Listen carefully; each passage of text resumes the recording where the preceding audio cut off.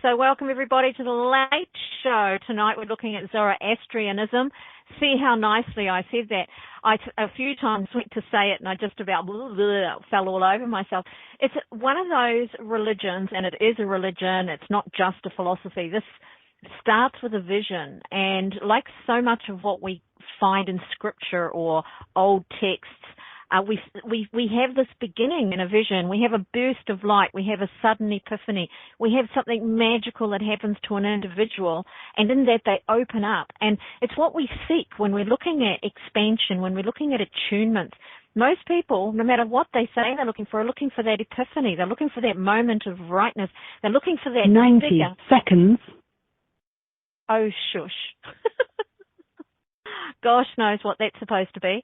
I've just realised exactly what that's supposed to be. Off she goes. Hang on, we're going to take that out. I've just realised what I did wrong there. I did something horribly wrong there. And so, bam, she's gone. What a shame. You know what I did? I set the show up and then I forgot to actually put a time on it. So it's started and finishing. Ta-da. So that's got to be the shortest show ever. Oh my gosh! But at least I'm doing okay on this side, right? Because you know me, there's always something, and now the music decides to start again. So we'll just get rid of that. That was my bad again, just like that. So Dorothy will self-destruct in 90 seconds, and I will in 90 seconds.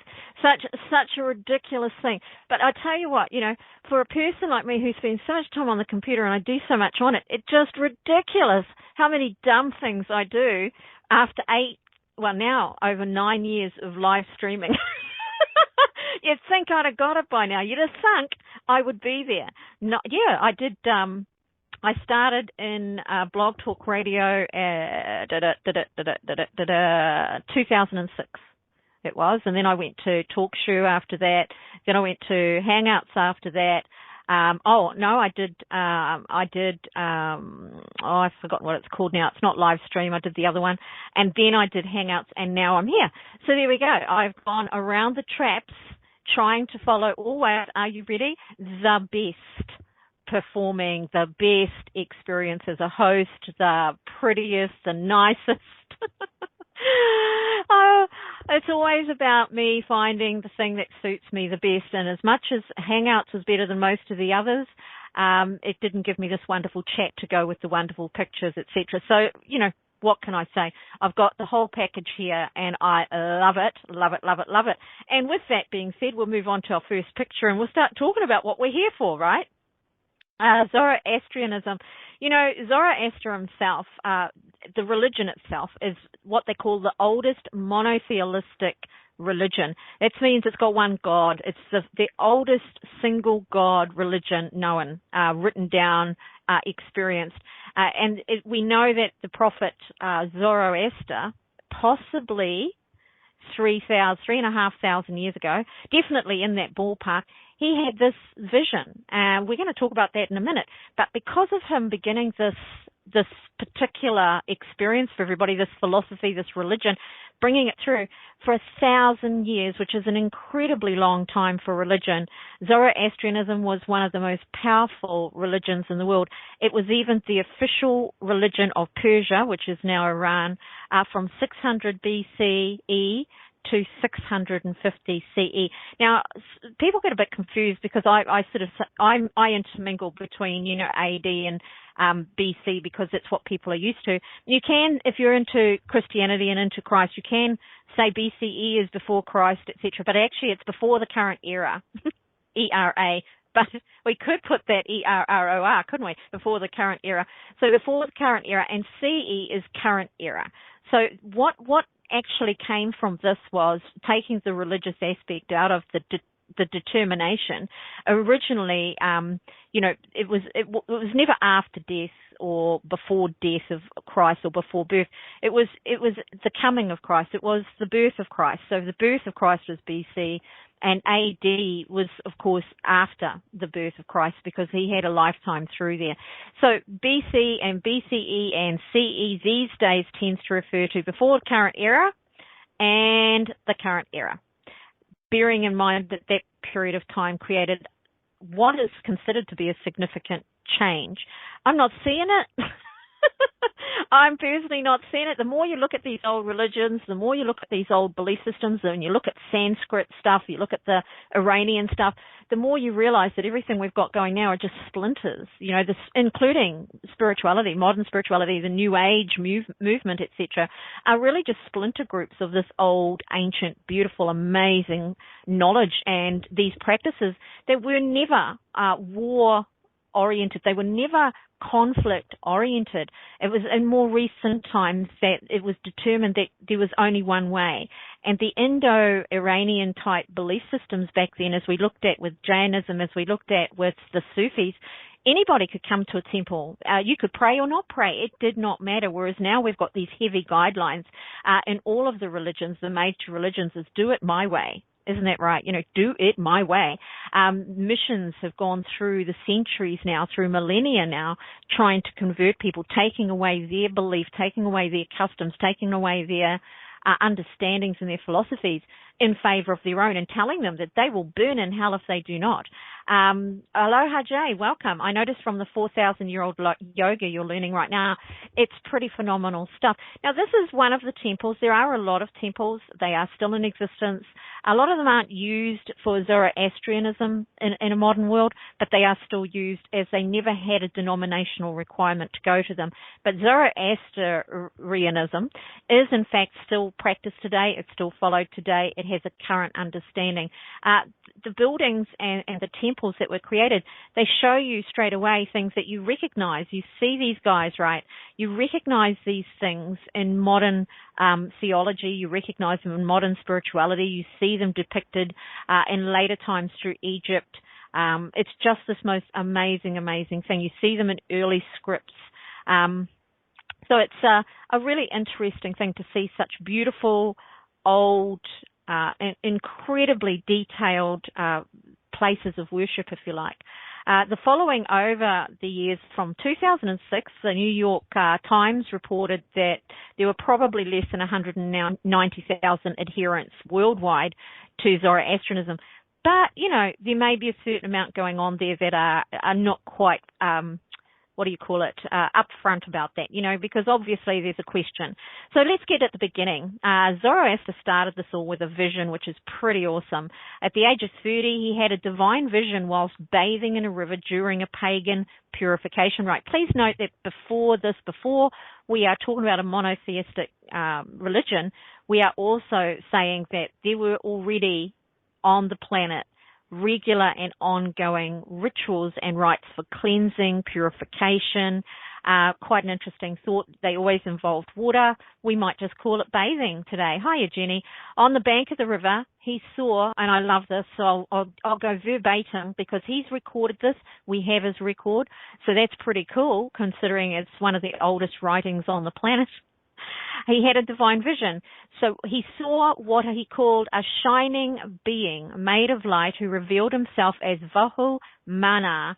Interestingly enough, I hear these words and I'm brought back to Māori, the New Zealand First Nation. Mana means to be offered, to have great stature, to be of high mind, to have the gods, if you like, to have the universe in favor. The larger your mana, the more spiritual you are, the larger person you are, the more caring you are, all of that kind of thing. So Vahu Mana means good mind. So he saw the shining being made of light who revealed himself as Vahu Mana. And Vahu Mana led Zoroaster to the presence of Ahura Mazda, who is God. That's the word. It's a bit more than God, by the way, so that's a very simplified thing, but for now. And 5 other radiant beings, which are called the Amisha Spentas. That's holy immortals. This was the first of a number of visions in which Zoroaster saw Ahura Mazda and his Amisha Spentas. During each vision, he asked many questions. The answers given to Zoroaster are the foundations of the Zoroastrian religion and went on to become what was their basic scriptures. Most of you will have heard of Parsis. You know the Parsis or the Parthi? They are basically the early ancient Persians. They are Persians. They consider themselves Persians to this day, and you're going to see something interesting right at the very end if you stay the course. I will reveal that to you, something of note. They believe in the one God. So Zoroastrians believe in the one God, Ahura Mazda. And, this is wise Lord. Ahura Mazda is wise Lord, and he created the world. So we have a creation theory with Zoroastrianism. And it's many elements of this religion that was written down that were taken forward. You take the Tibetan Book of the Dead. These guys were all running around the countryside, 3,000 to 4,000, all in the same period of time, 3,500 years ago. They're all running around. They're taking bits out of the Sanskrit understanding. They're taking bits and bobs from everybody, and then they're having these wonderful experiences that they have the skills to write down and share and keep and put aside for us. And that's why this series is called The Keepers of the Light, because these guys wrote it down. They wrote it down as they understood it. We have a more modern, and it is more modern, with Moses on the mountain, and he's got his scriptures, or he's got his 10 commandments. Well, here we have Zoroaster, and he's got his 5 or his 6. Including the God. So it's quite an amazing thing. And with each of these, there's a fire, there's a light. And the Western world originally thought that there was a worshipping of fire that went on. But in actual fact, it was the eternal flame. Who has heard that term? Eternal flame, twin flame. All of these flames come from here. Wow. Look at me. Wow. Come on. Can I hear a wow? All of that comes from Zoroastrianism. Thank you, Gigi. It's like the most amazing thing. All of this flame talk that we've got going as they understood it. That this whole understanding of what they were doing with fire belittles our interpretation of it in a modern world. No kidding, by the way. And we will see how, why, what, and where. Wow. Now, we're going to check this out because it's absolutely important that we do. We can't let you get past this. Mazda. Everybody knows of Mazda, so this affects us in a way that you may never, ever have anticipated. Here's another wow. This comes from the Ahura Mazda. Now, the company's name, Mazda, on their site says it derives from Ahura Mazda, the god of the earliest civilizations in Western Asia. We have interpreted Ahura Mazda, the god of wisdom, intelligence, and harmony, as a symbol of the origin of both Eastern and Western civilizations, and also as a symbol of automotive culture. It incorporates a desire to achieve world peace and the development of the automobile manufacturing industry. It also derives from the name of our founder, Hiro Matsuda. The Mazda brand symbol, established in June of 1997, it's kind of bizarre, right? The brand symbol expresses Mazda's dedication to continuous growth and improvement. It is a symbolic developmental symbol. And they are, there is definitely a conscious bringing forward of the Ahura Mazda. This is like calling, are you ready? This is like calling a car God. You'd never get away with it, right? They did. They got away with it. So their car is essentially the god of cars. It is the god. Without the Ahura bit, you haven't got the wise bit, and therefore you have just got the god bit. So there you are. You've got the Lord, you've got the Overlord, and that's the symbol. Normally on a car you see it with the circle around it. That's why the M itself isn't as apparent as it is. Sorry, I missed something there about, or not an M. Someone put the 3 the wrong way. That is all. Hang on. What did I miss there? Now, what are you talking about? Ding, ding, ding, ding. Maybe I'll buy a good car. Yes, maybe I will buy a God car. That's right. Look at the pic. These are Mazda symbols, by the way. I don't know. There it is there on the back of the car. It's on the grille. Usually on the grille it's got a circle around it, but the M is part of it, and it's really just a crescent above and below. Hiya, Tom. So I thought I'd just put that out there because of this man who initiated or started the Mazda company, which is Hiro Matsuda. The word Mazda is a world-known phenomenon. It's a world-known name that, quite frankly, could have just disappeared into anonymity like most of the theologies, even the big ones.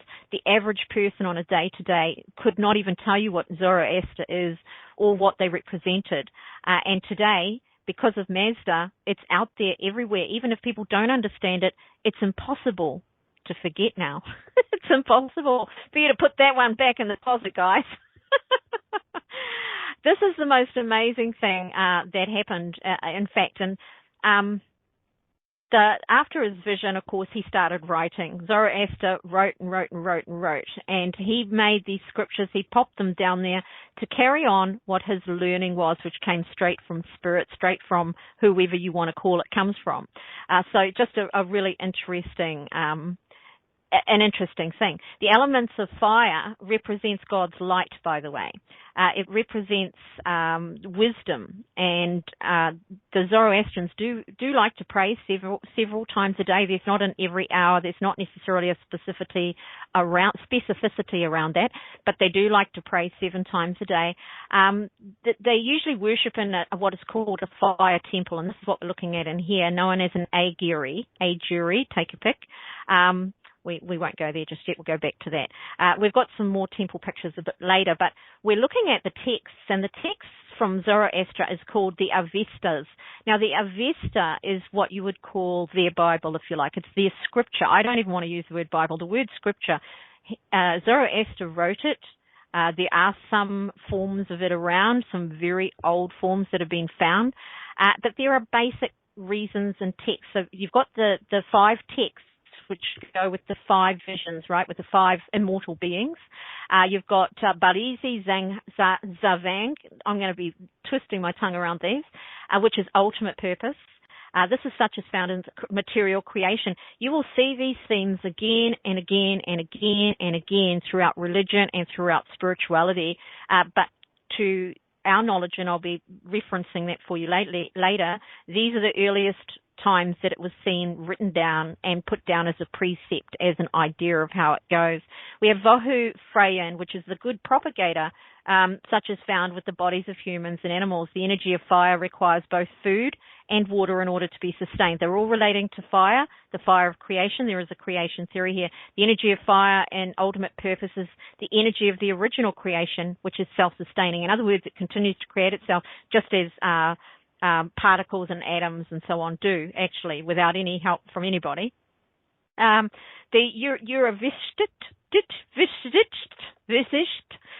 is the most useful fire. These are the 5 different fires, such as, and the 5 different books, if you like, or stories, texts.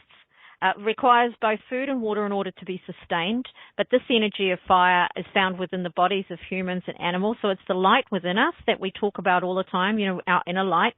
Then there's the Vasisht, which is the most supporting fire, and this is the fire that is found in the clouds, manifest in the lightning.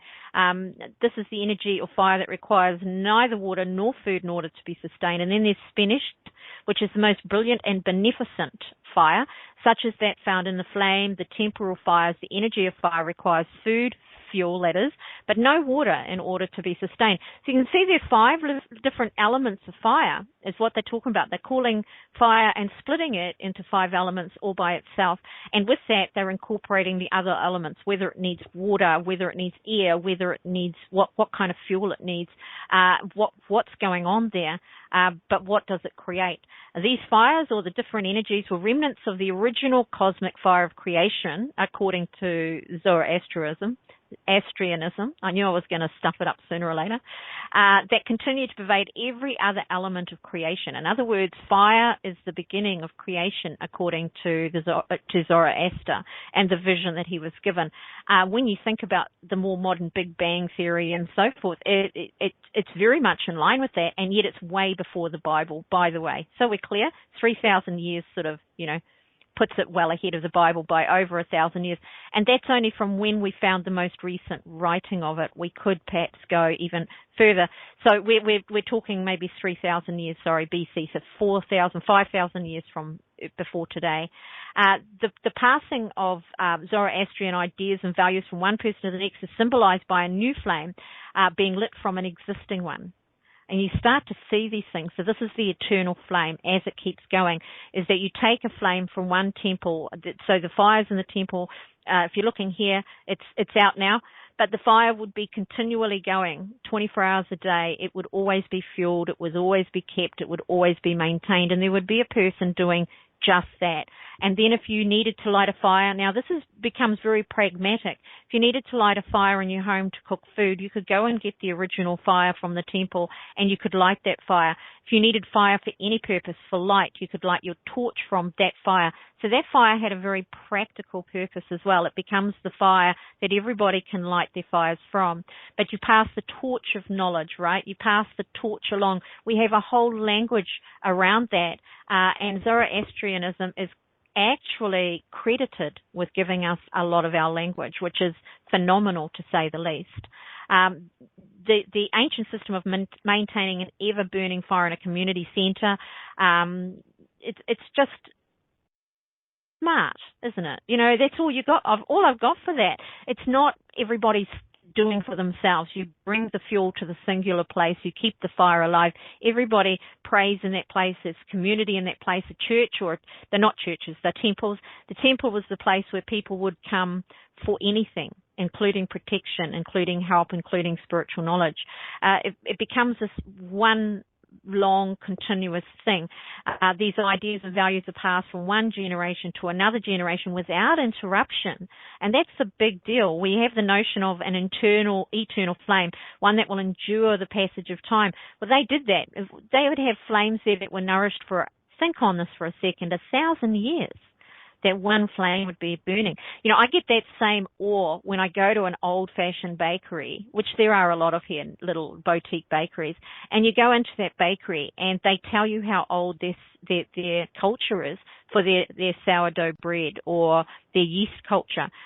There's one guy in Auckland whose culture, he adds a year every year, was given to him by his grandfather. His culture is 97 years old, and so he keeps growing that and growing that. So every loaf of bread that they sell has a bit of that energy of his grandfather in it, because it's a continually evolving and growing. Now, you could argue that after a few years the culture is brand new, but actually it's not, because it's never dead. So there's always going to be particles. There's always going to be some part of its structure that is the original, because it's alive. So it's as awful as this sound, and because I'm me, I will use this analogy, okay? But don't be grossed out too much. It's like if I cut a little bit off my finger, you know, every day, just a tiny little wee bit, every single day, I can continue to live, and that same one is coming off my finger because my finger's alive.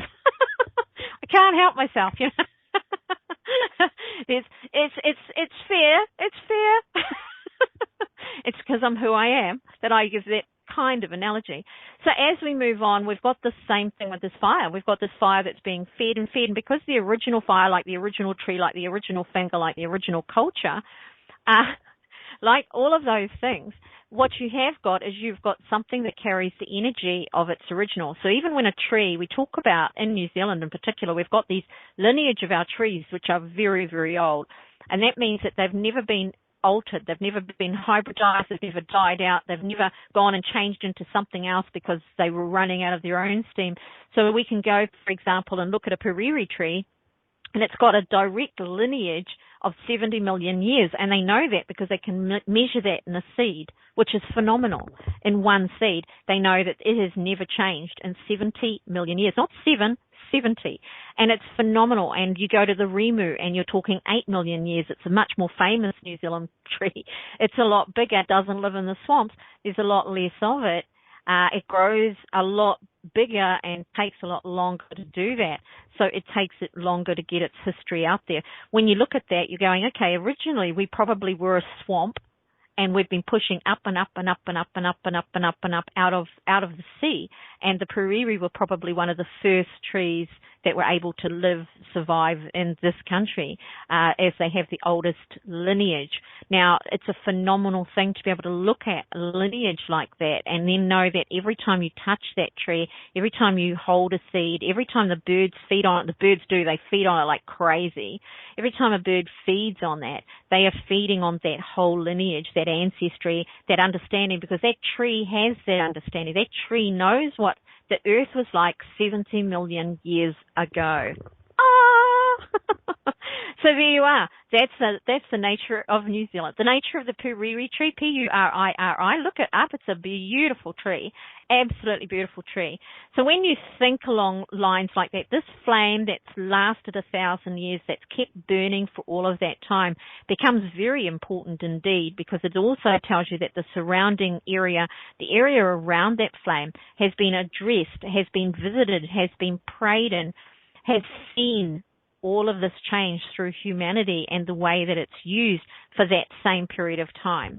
So that in itself, when you walk into a space like that, is the energy that you feel. You feel the energy of every moment that life has been breathed into and around it. Every energy that has been passed into it, every intention is the most phenomenal thing to me. And when I go into an old building, I know that's what I am feeling. It doesn't matter if it's good or bad. I'm feeling that, and it's an amazing, powerful thing. When it happens to be a place of prayer, when it happens to be a place of positivity, then what you're feeling is uplifting. It can't be anything but hushed, or it's got that feeling to it that's just more. If you want to meditate in a space like that, you will always do incredibly well. Good on you, Roger. You'll always do incredibly well in an environment like that, because so much of that energy is already there. So you're borrowing, if you like, what's already there while you're giving it every time you do or perform or follow a ritual or a rite in that environment. And they verbally passed on their understanding, which of course, as we've mentioned before, is something we've kind of lost now. The ancient idea of this goes way back before Zoroaster. It goes back to the beginning of time, or to the beginning of fire. It could be something that was brought forward from the first fire ever lit, because you're not going to let that one go out, right?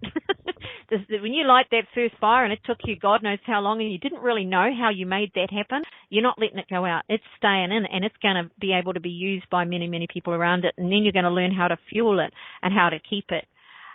So Ahura Mazda, the god, if you like, revealed the truth.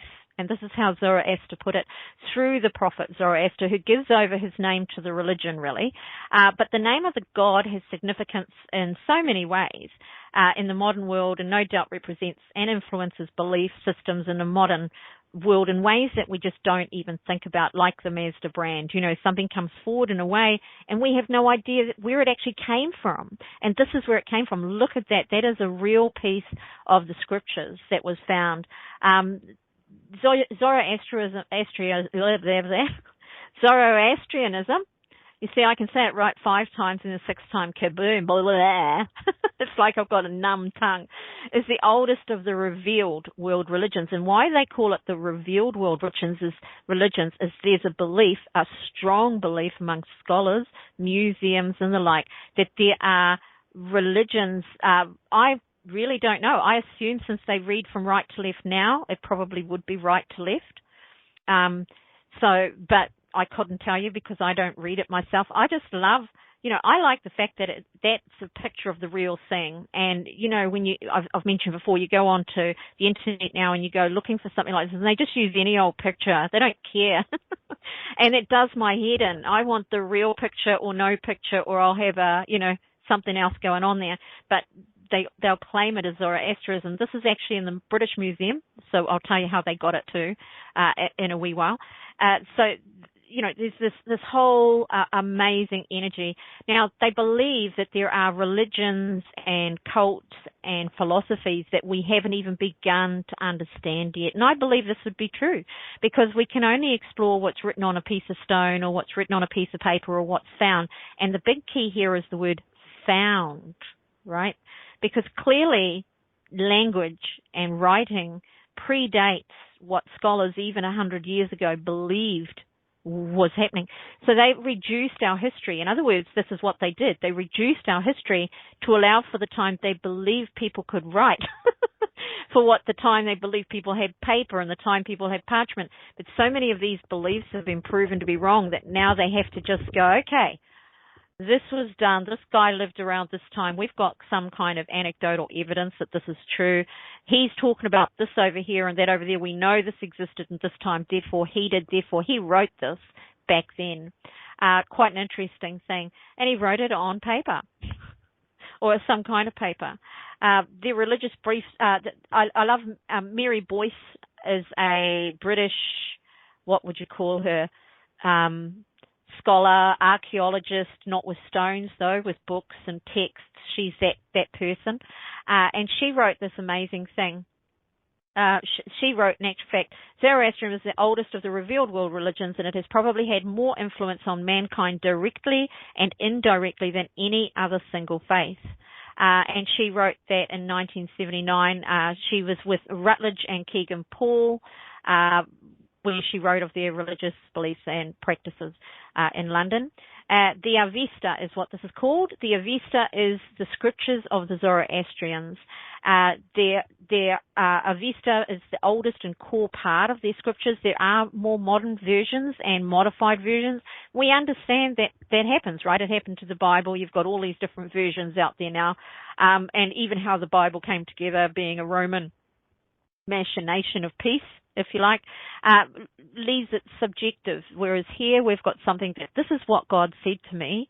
This is what Ahura Mazda said to me, and I've written it all down, and you can take from it what you will.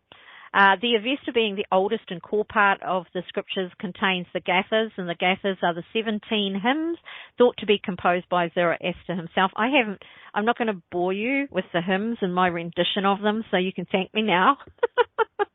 Thank me anytime you like. It won't be happening that way. The younger Avesta, commentaries to the older Avesta written in later years, also contains myths, stories, and details of the ritual observances. So the younger Avesta essentially says it's a recording, if you like, of many years of ritual and rites and myths and stories. So it's more like, if you think about the Old Testament, which is historical, and the New Testament, which is allegorical, you've got that same kind of thing going on, except they're talking about their own rituals, their own rites, and their own stories. Mary Boyce goes on to say, Zoroaster was the first to teach the doctrines of an individual judgment, heaven and hell, the future resurrection of the body, so that's our past lives, future lives, the general last, or movement into heaven, the general last judgment. The last judgment came from you know what I mean, Zoroastrianism.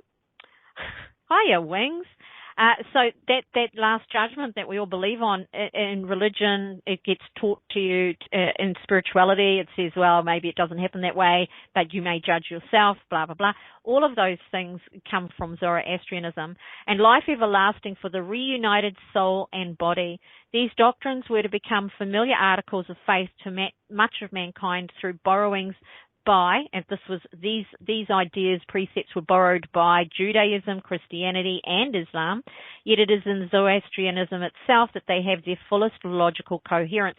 And for those that know me, I think and talk about coherence a lot.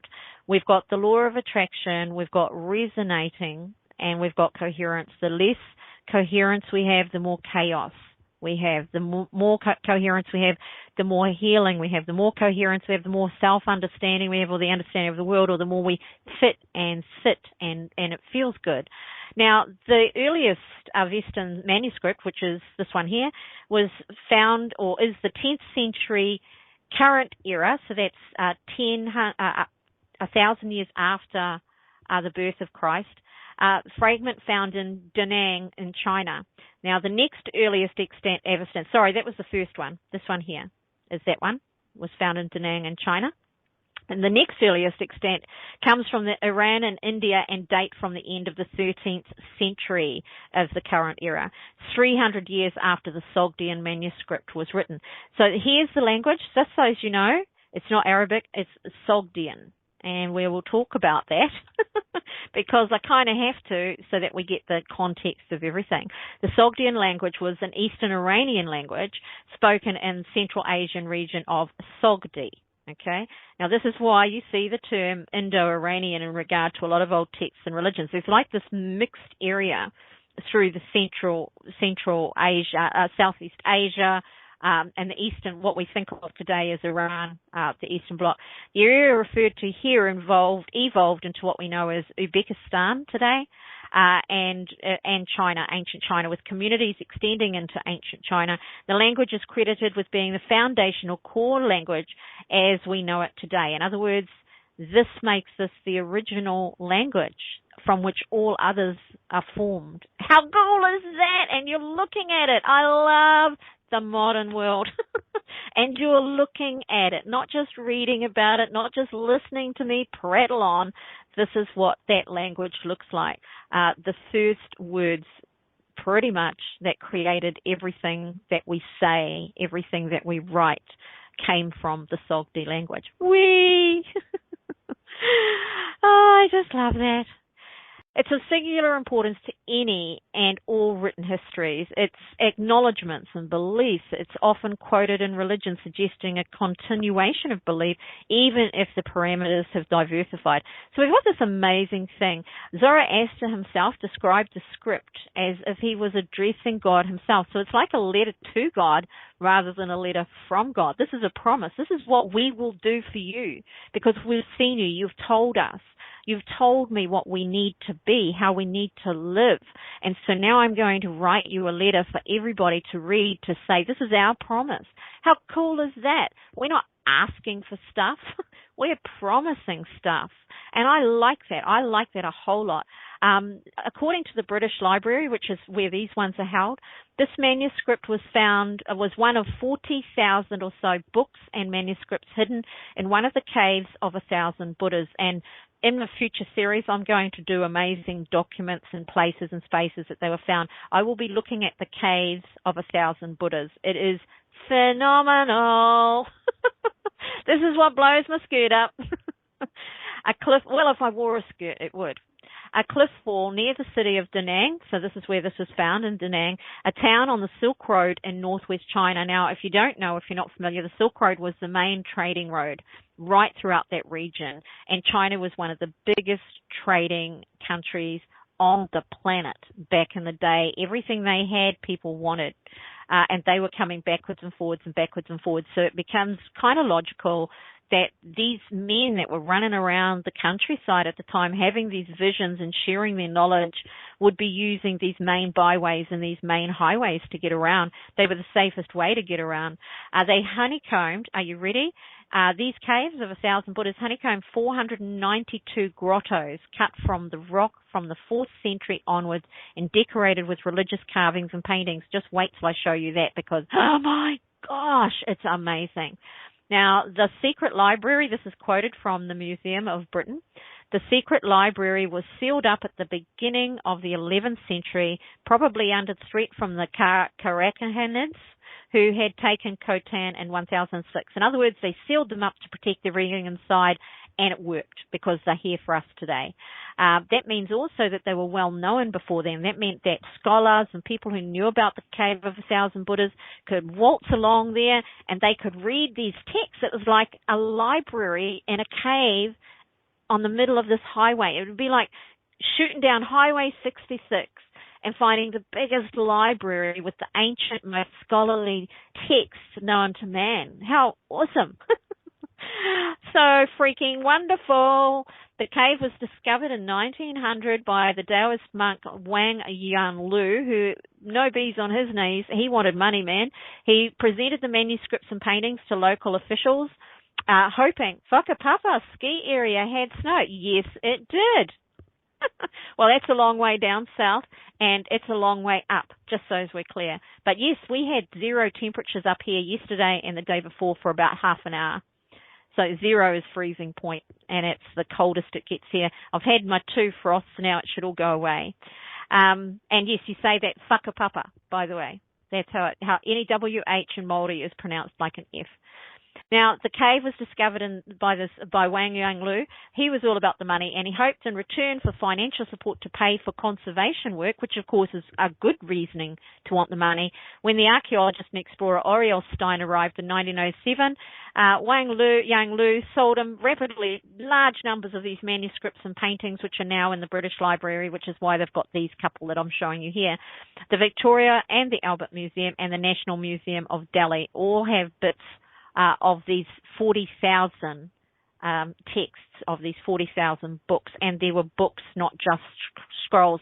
So at that time in Egypt, in They were writing on tablets at that time. In Rome, they were writing on parchment in scroll form. They were just starting to form anything even like a book. They had foldings, they would fold. And here we have books. So, go figure. Go figure. Now, the Parsis began to introduce, there were issues. It wasn't until there were systemic doctrinal attacks on the 19th century by Christian ministries in India that Zoroastrianism had to seriously re-examine itself in order to survive. And this is the 19th century, so we're talking 1,000 years after the birth of Christ. We've got a religion that's been running along, stock, lock, all doing its big time thing, and now we've got Christianity rearing its ugly head. Now, this, in actual fact, is an image of the two faces, if you like, of Zoroastrianism, so we'll get to that in a minute. But it's very important to see how we had a decline from the strongest, most prolific religion in the world to virtually nothing.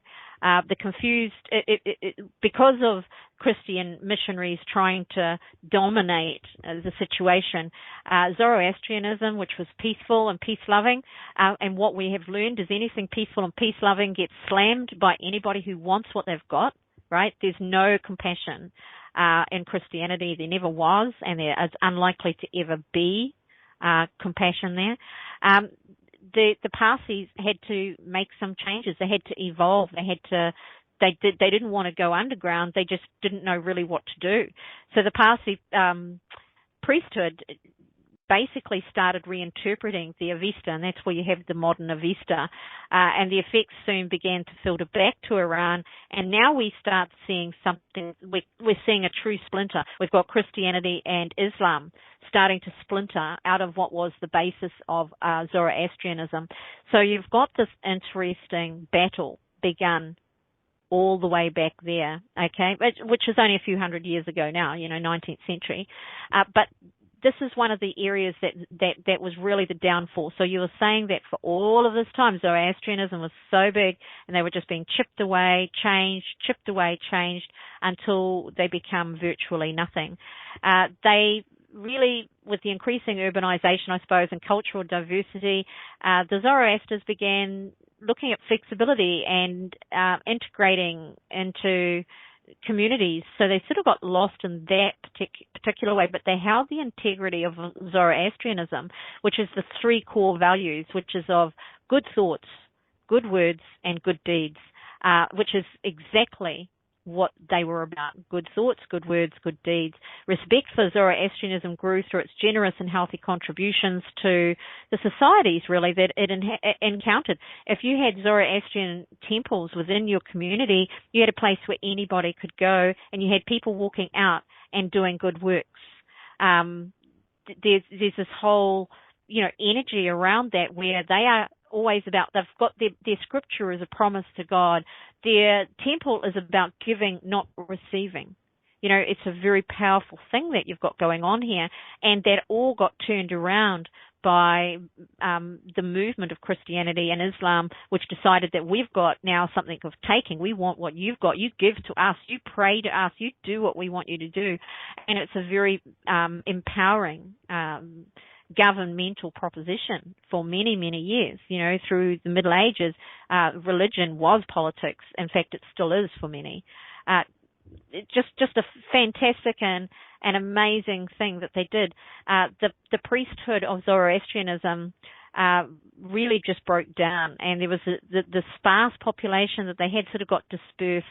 And so now it's become a real issue for the faith itself. Survival isn't really an option, I suppose. It's now a small sect.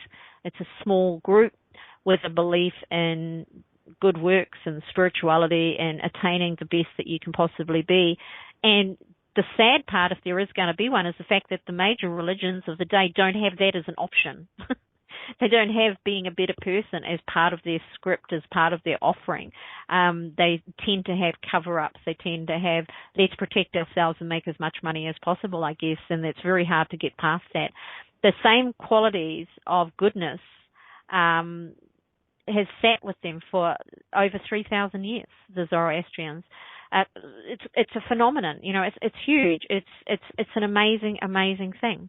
Quite possibly the most significant contribution to both modern religion and spirituality is the belief in dualism or duality. When you think of duality in the New Age, people get so stuck on that. They think, it's the feminine and the masculine. I've never, ever believed that. We have got both in us. How is that dual? We've got both masculinity and femininity to varying degrees depending on our persona. It makes no sense to me to actually suggest anything. We have both hormones of masculine and female within us, and so it's that understanding. So what was duality? What was duality in the very beginning?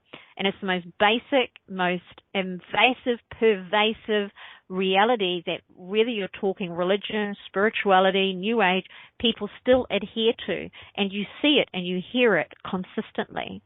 But when you hear how the Zoroastrians saw it, you start going, not quite the way we've had it brought to us, and not quite the way we sort of try to take it on. So that would be the dualism. It is the most debated aspects of Zoroastrianism in the West. So what really does it mean? Well, for them, for Zoroaster, and considering it Zoroastrianism, I think that what he said about it, what he believed about it, pretty much has to rule, right? He had the vision. He had those immortal beings talking to him. It's the existence of yet complete separation of good and evil. That's it. Phew, dualism in a nutshell. So simple. Dualism in Zoroastrianism is not a tricky little number at all, and it's recognized in two interconnecting ways. Cosmically, actually, that's what this picture here is about.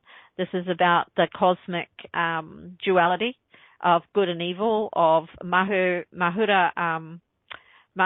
Mazda and Angra Mainyu is their version, but we'll get to that in a second, of the demon. This is a symbol, the main, best, most well-known, most obvious symbol of Zoroastrianism.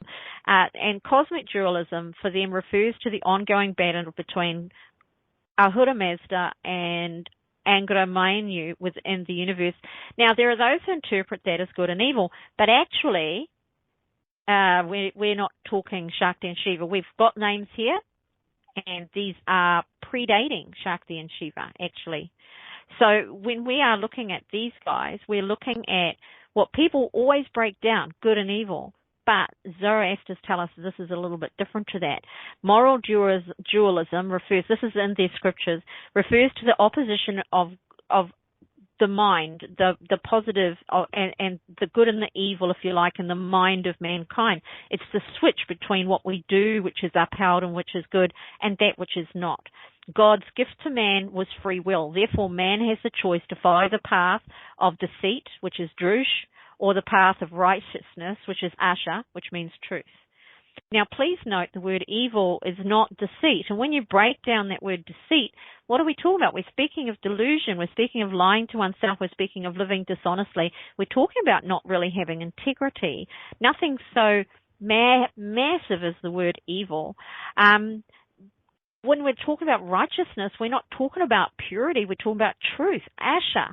And you can't help but think, okay, so the light or the way of the dualism is truth versus deceit, honesty versus dishonesty, integrity versus a lack of integrity. And that tells you a whole story because, of course, if you live a life without integrity, you live a life that's probably going to suck. If you live a life of dishonesty, things are going to go wrong. It's not going to be great fun for you. As with cosmic dualism, there is a polarity. Please note, energy-therapies, polarity balancing is a big deal. We have the polarity of happiness and sadness, truth and deception, and so on, but with an emphasis on choice in Zoroastrianism. The belief in Zoroastrianism is the word choice. And that's so big on my card. Choice. Choice is the key. It is the key. It is the answer. It is the question. It is the problem. It is the solution. I always loved hearing, that if you look at your problem, the problem itself provides the solution. It's just such a huge, big deal. The choice is, it determines whether we are a helper of Ahura Mazda, which is the wise Lord, right? or whether we are the helper of Angra Mainyu, and I've got a meaning for that in a little bit. It means destructive spirit, by the way. Sorry, I've got it right there. So the Angra Mainyu is destructive spirit. Now, these two things in Zoroastrianism have become what they call God and the devil, Satan, and whatever. So you've got these different names applied to this original writing, but then they make them even more opposite by making that the absolute good and that the absolute bad. And yet you find in these ancient writings, it's almost never the case. There's never that black and white quality to it. What about free will? Well, choice is free will, isn't it? The free will starts with the whole presumption of being able to make a choice. And then after you've made an initial choice, you start losing free will, if you like, as you trap yourself into a circumstance. And then it becomes harder and harder, or your choices become narrowed down as to what you can do. Now, that can be a good thing if it's following a particular design or an idea or somewhere where you want to go. But that can be a challenging thing if you're going down into a pit in a dark hole and you've got no idea what to do while you're there or how to get out of it because of the choices you made. One of my favorite analogies for choice and free will is you've got free will as to whether you want to buy a home. So you go around, you look at the home, and that's your free will. You've got the free will to spend your money that way. Then, of course, comes the choice. Which home am I going to buy? And within that one choice, you're choosing a lot of things. You're choosing the value, your income versus the value of that choice. Many people overextend themselves right there. They choose something that they can't really afford, or they choose something they can afford today, but with a plan to have a family and do other things, they can't afford to do the other things. So they narrow their future options down. They narrow their future choice.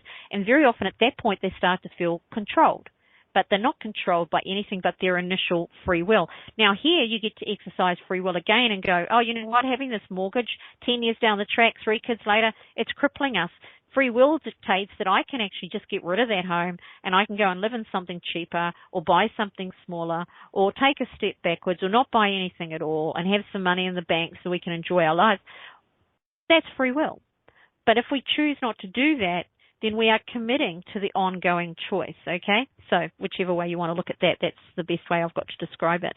So if you've got a destructive spirit, live in a caravan. Yeehaw! If you've got a destructive spirit, we talk about that in spirituality. We talk about that in New Age. We talk about that in psychology. We call it, that self-destruction mentality, addictive behavior, codependence. They all come from this one energy of a destructive spirit. So very, very interesting. Even death is considered to be caused by Angra Mainyu. In other words, once you die, you become unclean. You become imprecise. And so the originator of death is this destructive spirit. But for all that, the modern interpretation of that is very much a religious interpretation, really. I look at that as actually obvious because the spirit, once you die, all of those bits get broken down, right? And they get spread out, and their belief system and the way they deal with death is phenomenal, absolutely phenomenal. It's the way it is. Ahura Mazda abides in the heavens, abides in the cosmos, is the creative force, and Angra Mainyu dwells in the depths. But the depths of reconstruction, they're like, that quiet, that calm, that chaotic moment before there is creation. So the two must live together. You must have both. So you take a chaotic group of atoms and you throw them together in a cohesive manner, and kabam, you've got a flower or you've got a tree. You take particles and you pass them through a person, and kabam, they've got themselves some information about their environment. That's how it works. We are pulling in these particles from the quantum frequencies, from the quantum arrangement 24/7, and that's how we create. That's how you can have more today than you had yesterday. That's how we can create something out of very little or transform it from this state to that state. And you are manipulating particles, and I believe totally that Zoroaster is talking exactly about that, and that later it got transformed to this God and this Satan at odds with each other. We have a destructive quality to the earth. Things break down. They die, don't they? That is actually not a bad thing. But if you have a destructive spirit, then you will break down things even while they are good, even when they should be good, maybe for no reason whatsoever. And you only have to look at a narcissist or a depressed person or an anxious person to see that. breaking down. So we need to be creative of spirit rather than destructive of spirit.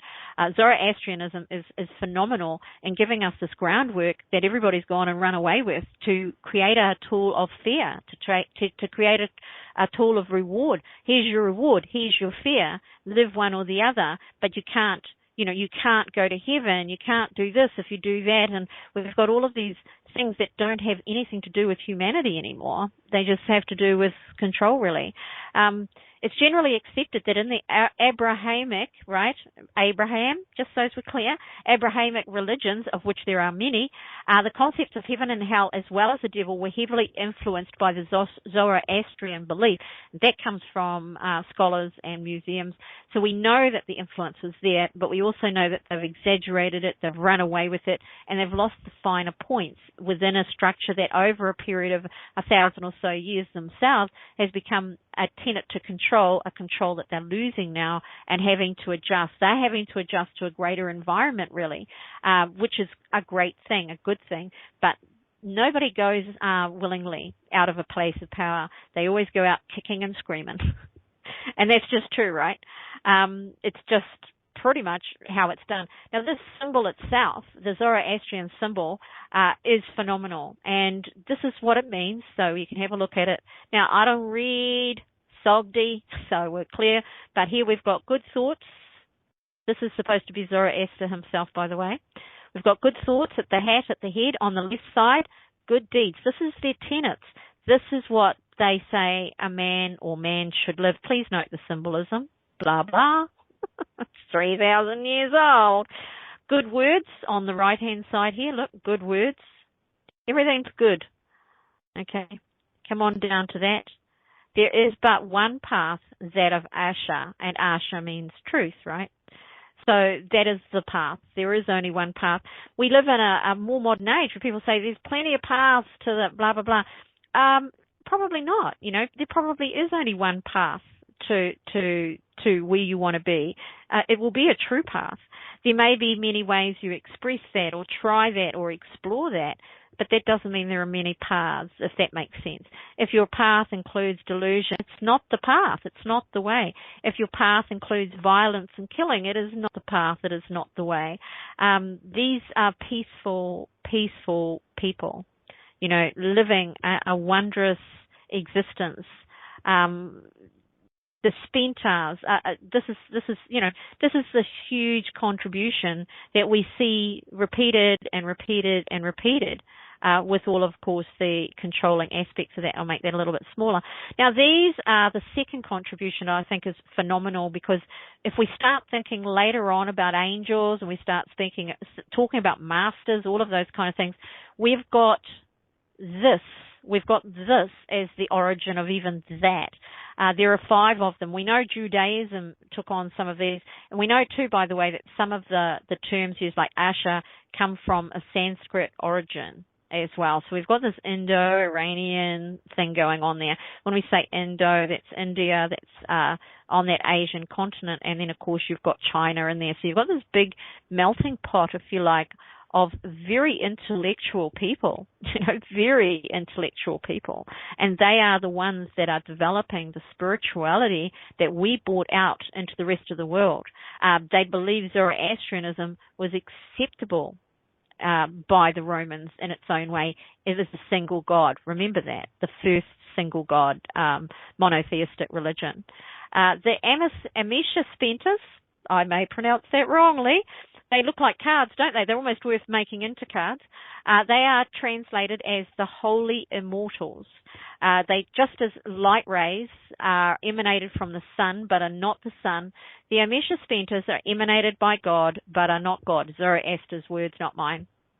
These emanations are seen as the divine attributes of God, and they help God fashion the world, and each is associated with a particular aspect of creation. And you can't help, can you, but think of angels and the way we talk about angels. In a modern spirituality, angels are given the rays, and you can't help but know that 3,000 years ago, Zoroaster's talking about those beings, these immortal beings, and the rays and the way they contribute to the creation of the planet. And they have a hand in what we know, what we learn, what we take forward, what we believe, and appear to people to share their message of being more, of being greater, of being more than just human, right? Understanding that you have something more in and around you, which is creation, which is life. It's just an amazing, amazing thing. Western scholars have likened these to the archangels, but I don't think that's correct anyway, as they also represent spiritual attainment. So you attain a level. So here we've got elements of the Kabbalah as well, much simplified, not as complex, but you've got elements of the Kabbalah, which is an attainment without the God or the immortal being to go with it. Yet they have their archangels. They have 13 archangels in Judaism. This is, an interesting thing. Zoroastrians believe that man can know God through his divine attributes. In modern spirituality, you see the angels aligned with light rays, and the word rays itself being part of a more complex belief in radiating energy, in a particular way or with a particular aspect. You're seeing a certain amount of, you'll see blue or whatever, and somebody say, that's the ray of Archangel Michael. I'm non-believer in that, to be specific. But there are a lot of people who do believe that. They've got single color rays that are considered by many New Age spiritualists to mean this person's more psychic and that person's more this and that. I don't really believe or ascribe in that either. But the information is there, even though the parameters, again, have changed, even though the understanding and the origin is lost a little bit, there's still something came through, something attempt to get it through. Now, knowing God through his divine attributes, in religion, you can only come to God by me. That's modern religion. In Zoroastrianism, you can come to God by having these attributes, by developing these attributes. You can experience God within yourself. Well, that is mastery, if ever I've heard it, right? And of course, we've got a modern spiritual belief in mastery, the ascended masters. And so here we have these guys sitting there, and they're looking very much to me like the ascended masters, if not more, because they have the hand of God about them, that they can reach out and create something. And here I will tell you exactly. So we're starting at the top left there, the blue one. Spenta Amarieti is holy devotion, serenity, and loving kindness. If that's an attainment, what the hell? We want that. Oh, we want to be that. We want to be serene. We want to be compassionate and loving kindness. The second attainment, the red one, top middle, Ashavahishta, truth and righteousness. We want that. The seekers of the truth, Nathaniel, all of the angels, all the ELs are giving you messages from God. Whether you believe in God or not, whether you believe that's the universe, whether you believe that's life itself giving you a message, that's what's happening. Kashastra Vairya that's number 3. That's this yellow one up here on the right, top right. Good mind and good purpose. We talk about integrity. We talk about intentions. Good mind, good purpose. I've missed one somewhere. Hang on. Sorry. The one up the top right there is Kashti Varya, which I did say, but it's power and just rule. That's leadership qualities. Please note, yellow. Come on. What can I say? Powerful, power and just rule. We've got the tarot in here. We've got the emperor, right? Look at that card. Look at that picture of what is an impression of what this immortal being would look like. Think about what we have taken forward from these writings, I suppose. There's also drawings. He did a lot of drawings as well. There's the next one, the bottom left hand, is Vahumana. Good mind and good purpose, is down there. Vahumana is good mind and good purpose. Now, these are attainments. These are the things that you need to attain in Zoroastrianism so that you can be a part of God, a part of life, which I think is phenomenal. And he has grey hair like Roger. Let's go there. And the middle one at the bottom there, Haravatat, wholeness and health.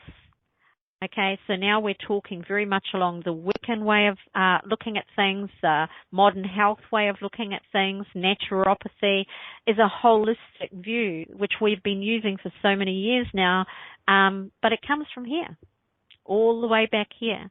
And then we finish up with Meritat, which is long life and immortality, which is mastery. The ultimate attainment is immortality. It's a phenomenal thing. So the Amesha Spentas each have their own text, each have their own book, if you like. And when you think about the way the Bible's divided, it's really a copycat of this style of putting together information, which in this particular case is written over 40,000 books, texts, scriptures. Really fascinating, exciting stuff. There's this whole need to understand that, that the word raise itself is such a complex belief, that we've got these emissaries, these 6 emissaries of God, of life, of the universe, that can come forward to us and present us with epiphanies. We've got this ideal, we've got this experience that just comes back and back and back over the centuries into recent times. It has been repeated and explored and passed on, given so many different names. But there is Zoroaster doing it, and of course Ezekiel in the Bible was doing it. He saw, if you want to go and have a look at Ezekiel's writings, his aren't the first. This guy was doing it first. Ezekiel sees this man with this big shining light around his body, okay, in a vision. And that's exactly what Zoroaster saw all those years before. Quite a few years before, actually. Something like a couple of thousand years before. So it's not even new when it was old. I love that. There's no such thing as new. Have you heard me say that before? Nod your head, yes, we have. Even when it was old, it was new. It was new, it was old. Something like that. So it goes on and on. We've even got more. But wait, there's more.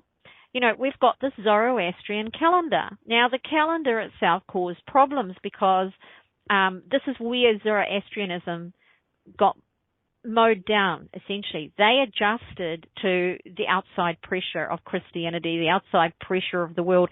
That included by now Islam. You've got these crowds running around saying, chop your head off if you don't do what we say. And then you've got this peace-loving, trying to attain betterment group of people. And they even have their own calendar, because remember, this is the main religion. It's the official religion for a very long time, 1,000 years to be precise. So the calendar is split into, are you ready, 12 months before we get the Roman calendar. Each day of the month is named after Ahura Mazda and Amesha Spenta, or a Yazata, which we don't have time to go into today, but they are the venerable ones. So each month has an immortal attached to that month, which is pretty much the same as the Roman calendar, who, is named for the planets and the gods like Jupiter and Uranus and so on. They're all gods. Ares, the god of war. They're all named for those, but they also happen to be planets and constellations. Whereas here we've got these 12 months of their calendar, the Zoroastrians. Now, the Yazatars, the venerable ones, they are personified by aspects of nature or mythical gods and goddesses. Now, I just like that interpretation. I thought I'd read it to you because we've already got proof, and it's been put out there by the museums that there is no doubt that they are monotheistic. So therefore, they wouldn't have gods and goddesses. Do you know what I mean? But they did have venerable ones, and it's no different to ours having this sort of hierarchy, if you like, of angels, and then moving on to the different layers of angels, and then we've got ascended masters, So it's very similar to that whole concept where we've got these venerable ones which are natural, they're part of nature, if you like, and the way that they rule the water, the earth, and all of that kind of thing, as well as the 6 that I've already mentioned, plus God himself, who they didn't actually call God, they called Wise Lord, by the way, Ahura Mazda, who just happens to be a very fast car now. Even this caused them a problem, though, because of the changes over the centuries and the Roman calendar coming into play. They couldn't really use their own calendar, and with things that changed, they ended up with 3 calendars, which they still use. You can actually get them on your computer. There's the Fastly calendar, which you will see on just about any Eastern site, if you bother to go to them. The Shahi calendar and the Karimi calendar. And you'll see their ruling graces, if you like. The idea is the same as when on Witches' Britches, which is on this Friday night, Thursday for you guys. Sorry, Thursday at 9 p.m. It's the same principle where you use the moon and the months, and you use the strengths within that month to get what you want, to use that energy.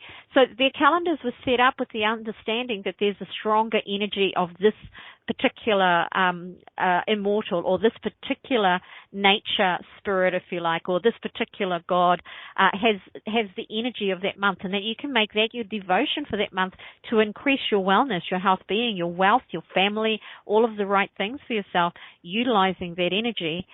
It's a phenomenon, and it's one that we still use today in witchcraft or in spell casting, in rituals. We use it today in so many ways. Any holistic medicine, any naturopathy is going to use things like the moon, the time of the month, the astrology charts. They have their own cosmic astrology as well. It's not an easy thing to get a handle on, but they did have to break even their calendar down into 3 different calendars to suit different groups. This all tells you that they weren't fighting for autonomy, that they weren't trying to hold on to or control anything. And that in itself gives them, to me, the most power, even if they're not so well known. Each month that's named after the principles of the Avesta, depending on which calendar you use, can be quite an eye-opener if you want to go and have a look at it. There are English interpretations, by the way, so it's not hard to find these days. It's quite an interesting thing, because the different times these calendars were used by the community, so they still had the calendar there so the community could go and do what it is they needed to do within that structure. It wasn't just a secret for a few monks, you know. Zoroastrian worship wasn't prescriptive. You didn't have to do it. You could choose whether you wish to pray or and how. That's very open. You weren't called to order. You weren't called to a space and a place. Communal worship was usually centered around seasonal festivals, and they had a lot of festivals, and you just look at their calendars to see that. They were celebrationists. They like to celebrate the spring, the winter, the autumn. They like to celebrate in between times. That they would initiate their children into their ceremony, which was taken on by Judaism, by the way, where a child is accepted into the Zoroastrian fellowship. You've got Christianity and Judaism doing the same thing. They take a preteen and then you go through a ritual, and your ritual, I was ascribed to some Church of England, the Anglican Church. So it's not that I don't know, actually, I know very well. I wore the white outfit and had to remember and drink the watered down wine and eat a wafer. The ritual is masculine mainly in Judaism, where circumcision is the key role there. But it all comes from here. But their initiation wasn't dogmatic. Their initiation was simply learn these prayers. Actually, they were hymns. Learn the 17 hymns, and then you were now a part of the collective. I think tribal rituals have always had an element of that you become a man or you become a woman or you become integrated in some way, and you are given your place within a tribal group. And we are talking tribal groups, especially in the East, and especially back then, where although they did build villages, they were small communities, you know. So everybody really had to be on the same page. But even their tradition of death is phenomenal, and it's very different. Although you do see it in some cultures a little bit differently done, it's phenomenal. Basically, they had what they called the laying out of the dead, which is, you're looking at these here, by the way. This is where they would take their dead, which will be a fitting finish to the show, I guess.